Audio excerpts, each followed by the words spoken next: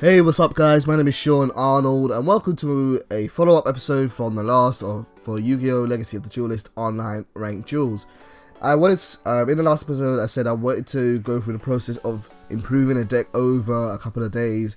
So check out the last episode if you haven't seen it. That was me debuting Anthony Ellenberg's Archfiend deck for January 2015. But I played a couple of duels with that deck and now I want to make some improvements and changes to it. Some stuff which I think could be better than that. Now, one thing which I was concerned about in the last duel was the amount of restrictions there are in summoning in this deck. You have so many restrictions. The Monarch Stormfall stops you from special summoning from your extra deck. Hidden Armory stops you from normal summoning. Archfiend Emperor stops you from special summoning anything but fiend type monsters. I think there's even more than that. If you special summon with Cavalry, it can't attack this turn. Mask Minion stops you from special summoning any other monsters except from the extra deck. And so you get the idea. There's so many clashes in this deck. They all it stops you from making really big plays, really explosive plays, because they all try to hinder each other and they can kind of get in the way with each other. So I want to kind of clear the deck out and get a bit rid of a couple of those. The first thing which I really want to do is I want to take this more down a Monarch deck style route. There are so many high level Archfiend monsters and I think this could be really a good way to take them, because the Monarch Stormfall is such a powerful card. It's just so ridiculous. So I'm going to get one more copy of the Monarch Stormfall. Now my current options for getting out my for using the Monarch Stormfall are Lesser Feed, Commander and Emperor. Now Emperor, as much as I like Emperor is he's a good option to search out with Ares, because you can search out a monster which can basically destroy anything on the field. But because he banishes Archfiends from your hand, Archfiend cards, he can be kind of a hindrance to your longer plays where you want to recycle your monsters or cards. Plus, because he's a level 8 monster, he takes 2 monsters to tribute, and after that I wouldn't find myself using the Monarch Stormfall. And I don't really want to say tribute a monster with Stormfall and use say Falling Down to bring out one monster. Even though that could be a powerful play, I feel like I want to put Emperor to the backline for a bit. So I'm going to let Emperor sit in the side deck, and this is where I normally leave my cards when I'm editing my deck. I just leave them in the side deck because they're safe there, and if I want to bring them back I can just bring them back out. Lesser Feed is cool. I understand Anthony's sentiment for wanting to banish a monster when it's destroyed in battle. However, he lacks synergy with Commander. Commander has a really cool effect where that if you tribute summon, when this card is tribute summoned, you can special summon one level 6 Archfiend monster in your graveyard. Special summon that target in face up defense position. I've never been able to get Commander's effect off for that one because I feel like there's only two. Excuse me, guys. There's only 2 level 6 monsters in the deck, and I kind of want to change that. So Lesser Fiend, unfortunately, you have to go, and I want to swap you for something else. Plus, having more monsters of the same level is really useful for Labyrinth, which also special summons a monster of the same level. So having more level 6 monsters would be better, I think, in my opinion. Let's have a look at some of the level 6 monsters in this deck, or that are available to us. We have Beast's Tower, Summon Skull, Commander, Archfiend Giant, Archfiend of Gilfer, Skull Archfiend of Lightning, and 2 Summon Skull. I think the best option here to go for really is another Commander, because why not? He's just a third copy of himself. And then I also want to try using 3 copies of Archfiend Giant. How does Archfiend Giant work? Archfiend Giant is got 2 effects. One effect says if this face-up card on the field will be destroyed by a card effect, you can pay 500 life points instead. Kind of useful. There aren't too many cards which destroy monsters, so he might be able to be useful, but he's just, you know, just a bit of a hindrance to our opponent, which is okay. This effect can only be used once while this card is face up on the field, so he's got that little bit of extra protection there. But his other effect is what's really cool, and that is if he is destroyed by a card effect and sent to the graveyard, you can special summon one Archfiend monster from your hand. Not the best of effects, but I think it's passable enough for the situation, and we'll just test it out and see how it goes. Okay, so what else do I want to get rid of here? I want to get rid of Mask Minion. I think it's cool that we can go into Synchro monsters by reviving Cavalry and Ares, and it's a really easy way to do so, but it's not where I'm taking this overall deck right now. The main aim of the deck is to bring out these high level monsters using these tribute cards.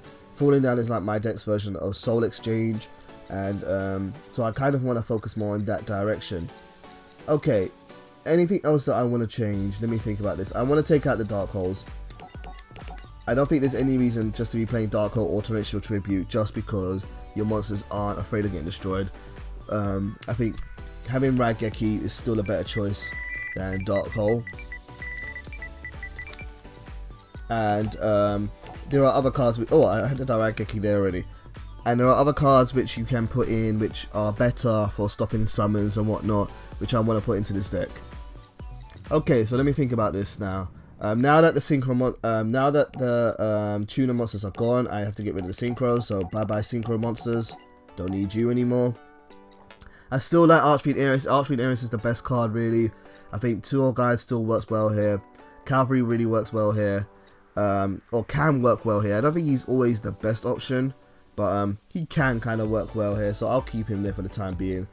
I really wish I had another Battle Fader. Another Battle Fader would be really helpful here.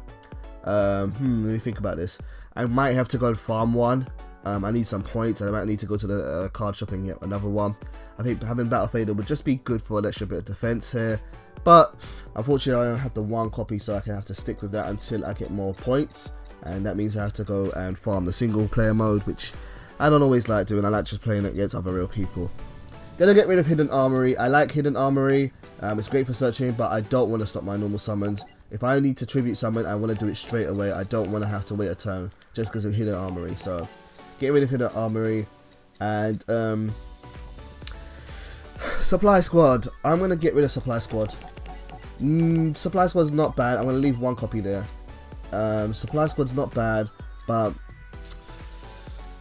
again, it's like you've got to wait for something to happen in order to get the effect off. And it's okay, it's a security measure and it can stack up really quickly. But I think I would rather go for Pot of Duality here. Just because I would rather be able to dig through my deck and get out my key cards rather than using Supply Squad. So I'm going to put 3 copies of Duality there. That will stop me from special summoning for that turn, which is bad, but it's quicker than I would still be able to normal summon. And so I'm going to try it out. We'll see how it works. It might not be perfect there. I might have to try something else than Pot of Duality. Okay, so now we've got, 5 slots here. What could I put in there for 5 slots?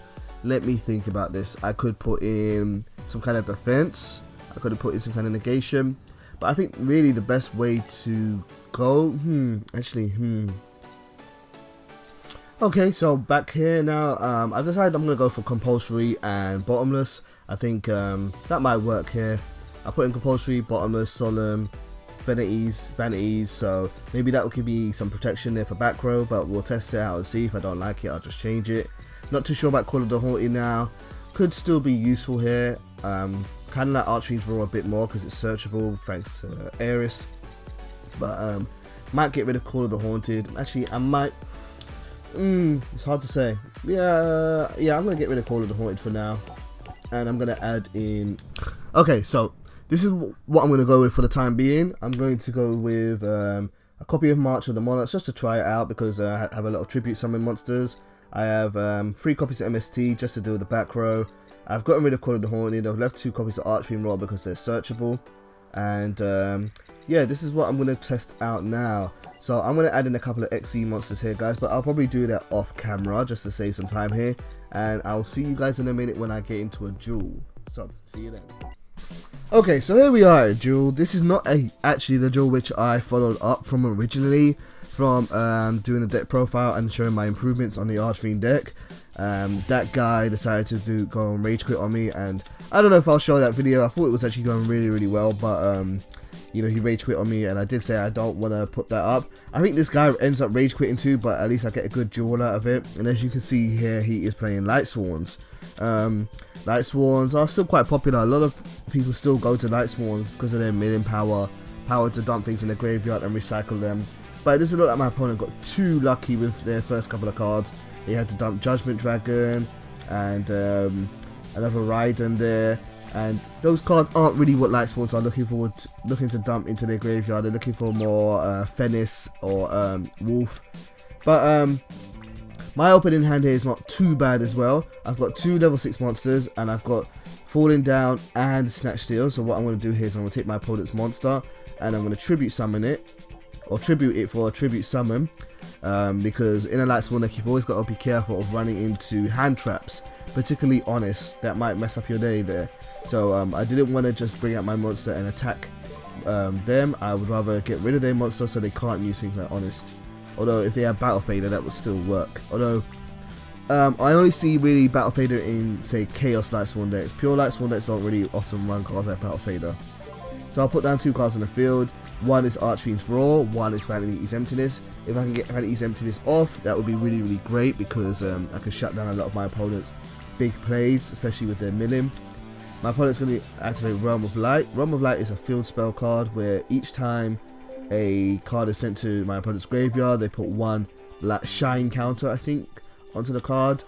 And I think it also gives my opponent's Light Swans 100 attack per shine counter on the card. Also, if my opponent has 2 shine counters on the card, I can't destroy their card, it will protect it. So it's a little bit of a tricky card there. My opponent then summoned Lila, and unfortunately he managed to destroy my Vanity's Emptiness, which really, really sucks. I really wanted to have Vanity's Emptiness on the field in order to shut down some of those plays. But all hope is not lost here. Still got some really good cards in my hand, and I believe any second now I'm going to activate Falling Down and take my opponent's Lila.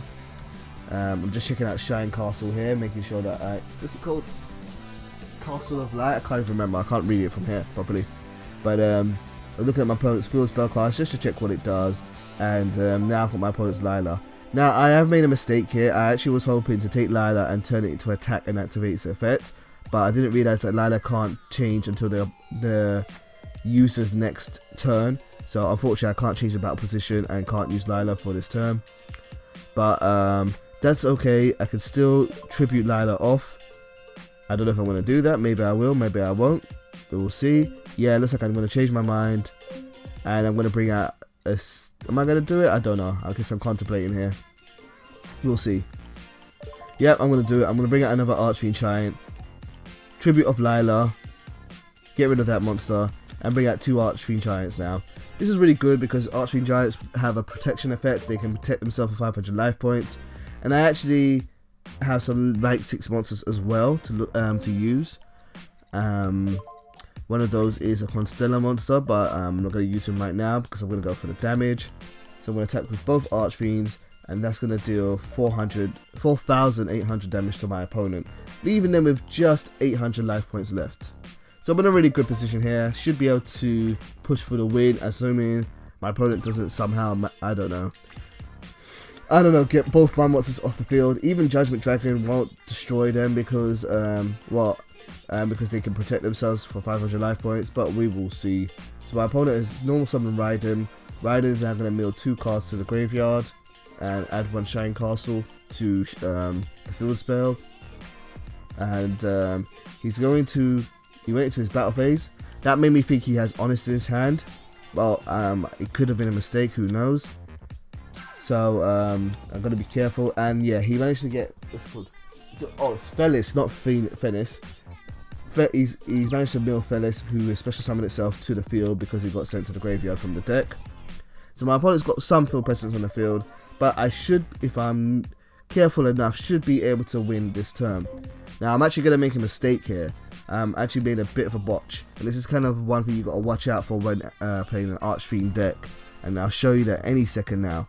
Let me show you. So first what I do is, first I want to get rid of my opponent's monsters just in case they had Honest, and but I took my opponent's monster, and really what I should have done here is just attack and push for the game, but what I accidentally do is I actually go into an XE summon.